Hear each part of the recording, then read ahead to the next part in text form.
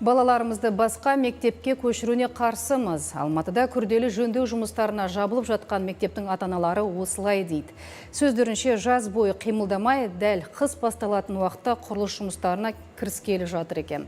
Әкімдік неге мұндай қадамға барды? Онсыз да оқушы орны жетпей жатқанда 1000-нан астам бала қайда барып білім алады? Алматылық әріптесім Арна Дүйсеннің бейнематериалында. Бұл мектеп Гагарин ғарышқа ұшпай жатып салынған. Яғни 1960 жылы алғашқы іргетасы қаланды. Ал соңғы рет мұнда күрделі жөндеу жұмыстары сонау 90 жылдары жүргізілген екен. Яғни содан бері 30 жыл уақыт өтті. Ата-аналар білім ошағының жаңартылған қалайды. Бірақ оқу жылы басталып, қыстың көзі қарауда, оқушылардың басқа мектепте білім алуына қарсы. Мұндай жұмыстарды ерте бастан ойластырып, көктемде неге іске кіріспеді деп наразылықтарын білдірді.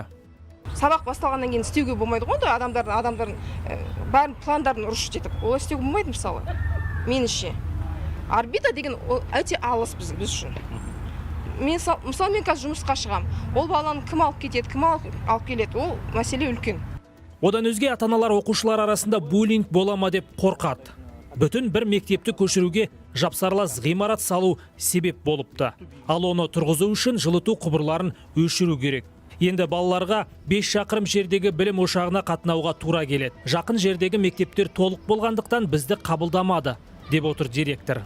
Мектеп автобусы беріледі мектепке, балалар тасымалдайтын маршрутпенен.